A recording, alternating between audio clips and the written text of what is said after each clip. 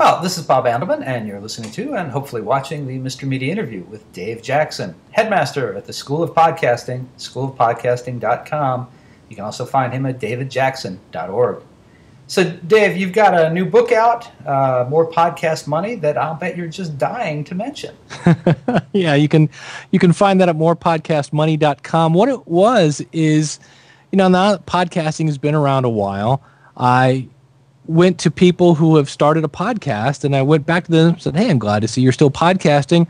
Are you making any money at it? And they all said, yeah, I haven't really been approached by any sponsors yet. And I'm like, yeah, okay, but have you, how else are you making money? Well, I haven't been approached by a sponsor. And I'm like, and so I would go through this whole spiel of, well, you can do this, and you can sell ads on your website, and you can do, and they all just kind of, what? I never thought of that. And I just, after a while, I was like, well, the School of Podcasting is great for the person who wants to start a podcast. It's, got all the tutorials and stuff. But I was like, there are plenty of people that listen to my podcast that already have a podcast. And I was like, well, what can I do for them?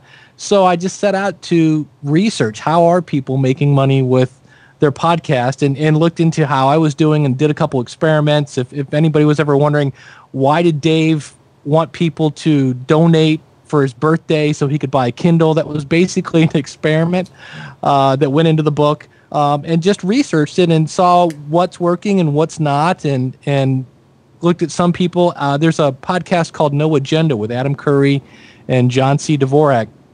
They just had they did 100 people just donated $300 for their 300th show.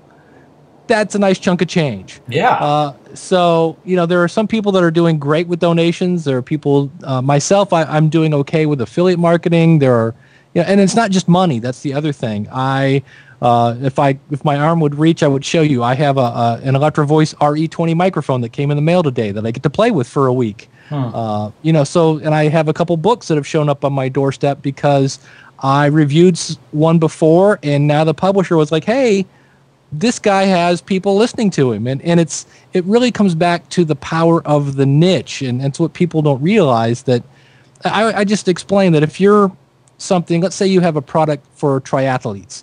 Well, okay, you could, advertise on a radio show, but how many of those listeners are actually people that are going to use your product?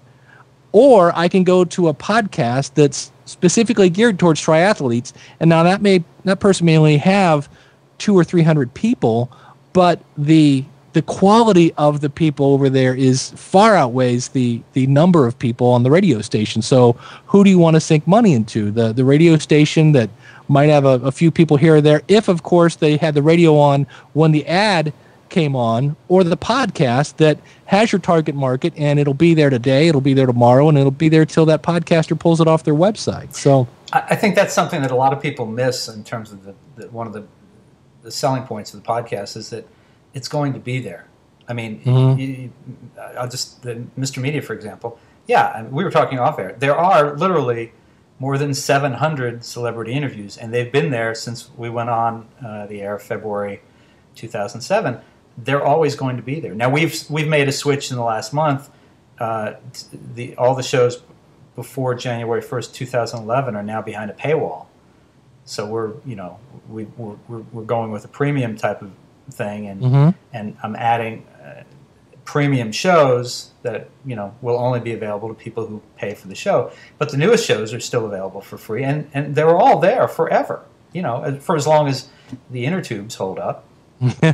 There you go. So what? Let me ask you this: what would be some tips? Let me ask you a different way. What are some of the most common mistakes that new podcasters make, and how can we save them the hassle? Get to know your audience. It doesn't do any good to, try to market, a knitting kit on the heavy metal podcast, because I'm pretty sure that, Joe Headbanger isn't going to go and start knitting. And then just some common sense stuff. Like I know I have a podcast about weight loss, and I was talking about Tony Little's Gazelle, and I talked about the Total Gym, both of those mainly because they were on TV as well, and I thought people have already heard about these. But they're also things that the average person, I think, I'm not sure I want to have all that shipping charges, even if they're free shipping. And I made like nothing on that. Well, then I found a product that's a $15 product. It's basically a deck of playing cards that you deal yourself a workout. And I only make, a couple bucks per sale, but I have sold one total gym, and I made like $70 commission on that sale. And I have, easily, 10 times as much with these little playing cards. So it's a matter of finding, the product that fits and making sure that it fits your audience. And, and then just trying to make sure a lot of people, the other thing that they might fall into habit is it can't be a commercial. Nobody wants to listen to an infomercial on purpose. Usually the only reason you're watching those, there's nothing else on. And so you have to be careful to make sure that it's just not a giant commercial. Again, if we go back to it has to move you in some way, and typically commercials get kind of boring. And I just want to point out for folks who know that we start every Mr. Media by talking about this show is from St. Petersburg, the new media capital of the world. Purely coincidental that the only name that Dave just mentioned is Tony Little, who is based in St. Petersburg, Florida. This was not a setup. Dave, will you back me up on this? We did not discuss Absolutely. this. And I have nothing up my sleeves. I have no sleeves. Well, and I say that because I have a Tony Little Gazelle, and I love it. So okay. there you go. There you go. All right, so that was something we looked a little bit about new people. What about experienced podcasters? What can they still learn? I mean, like I said, I enjoy your show because every time I listen, I pick up a tip. Sometimes it's about I think the last show I heard it was you mentioned podcast 411, which has a directory of directories. I have not registered Mr. Media at one of those type of sites in a year or two, and I thought, I should go in and I should just freshen up my my listings for the show and make sure I'm listed in directories that have come since. Well, if nothing else, it's a link back to your site, which will help with your Google juice. Right. But in terms of what can it goes back to don't underestimate the power of your niche. If we were talking earlier about radio, radio wants to sell it, their advertising based on how many downloads per 1,000 downloads. And, for a lot of podcasters, it may take 3 or 4 episodes to get 1,000 downloads. And if it's, $15 per, and that may be high, depending on who you talk to, so now I'm going to get $15 for 3 shows. No. You're underselling your niche. You have to realize that you have, if you have that advertiser's target market, that's a value, and you have to start asking that person, how much do you charge to get a brand new customer? And look at that. A lot of people go, well, that's how they're used to doing it with radio, and it's only, $7 per 1,000 downloads. So for the month I made, $14. And I'm like, no, first of all, again, podcasting is not radio.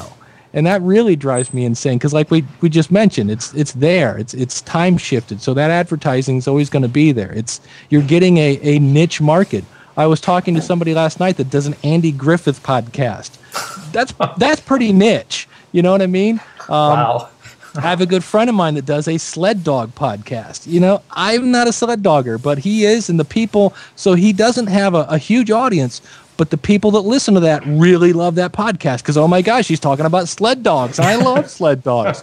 So, if you have a product for sled dogs, oh my gosh, here's my people. So that would be probably my key point. Don't ever underestimate your audience and the power of that. Well, and that was the thing that made cable television succeed in the 80s and 90s, was when they realized that they didn't have to be what the networks were, which was all things to all people, and which is why everything has gotten very narrowcasting, I believe is the term. Mm-hmm. Even Oprah has her own channel. I mean, there's the men's channel, there's the women's channel, there's the hard rock channel, there's the soft rock channel. Right. And podcasting is the same. I mean, as we talked about in the introduction to the show, whatever you're interested in, there's a podcast for that. Absolutely. And the great thing about it is, because I have some people that do that, they go, well, I was going to start a podcast about insert topic here, but there's already 3 podcasts on that topic. And I'm like, yeah, but they don't have your point of view. And every podcast is different because it's got a different person behind the mic.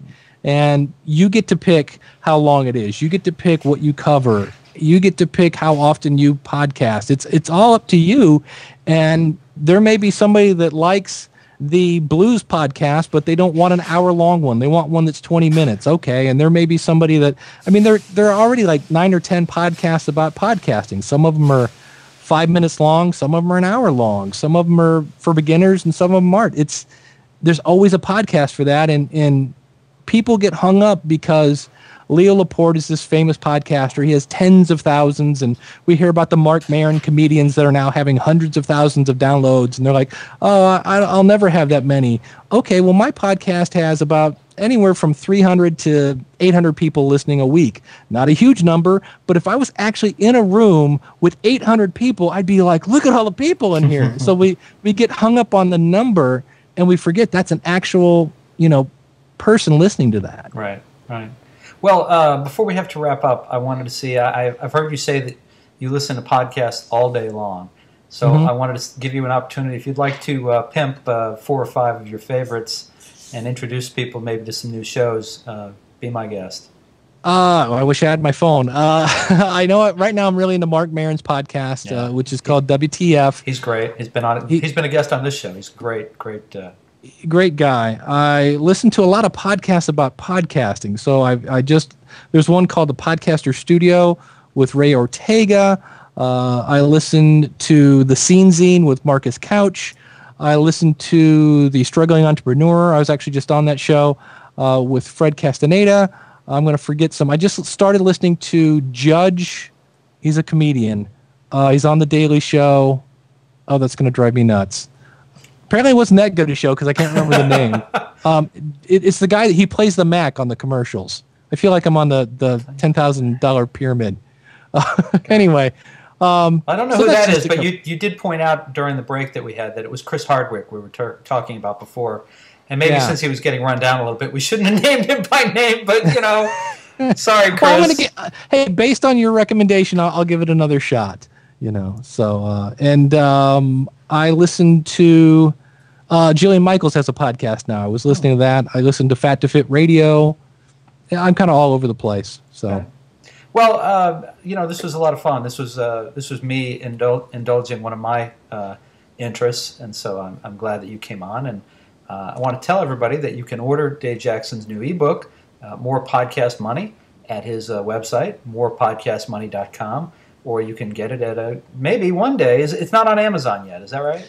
Not yet. It's actually, it's kind of funny because I had set this date for it to be released, and I'm still waiting on the cover. And I was like, you know what? At this point, I can put it out as an ebook, and we'll throw it on Amazon and a Kindle a little later. So it's migrating through the process. So. Okay. Well, when you've got it on Amazon, let us know, and we'll add a link to it via Amazon Associates on MrMedia.com. And, of course, don't forget to check out Dave on schoolofpodcasting.com and his other site, which is equally interesting, which is davidjackson.org. And, Dave, a lot of fun talking to you, and I hope we'll talk again. Absolutely, Bob. Thanks for having me. My pleasure. And, folks, for more original interviews with America's top podcast personalities, including, as we said, Mark Maron, or even Emily Morse of Sex with Emily, surf over to our main website, mrmedia.com, mrmedia.com. If you've enjoyed today's show, you can subscribe for free to Mr. Media via email, RSS, iTunes, Stitcher, whatever. You'll never miss a show that way. You can also listen with a piece of string and a tin can in many parts of the interwebs. Show your support for Mr. Media by supporting our sponsors, including Audible. To download your free audiobook today, go to audibletrial.com/radio. Again, that's audibletrial.com/radio for your free audiobook. We're also supported by thepartyauthority.us. Call DJ Ira for all your party entertainment needs nationwide at 1-800-DIAL-DJs or visit their website, thepartyauthority.us. If you've got an idea for a guest, comment on today's show, or would like to advertise on Mr. Media Radio, email me directly at bob@mrmedia.com. You can also call our 24-hour listener line. That's 1-727-498-4711.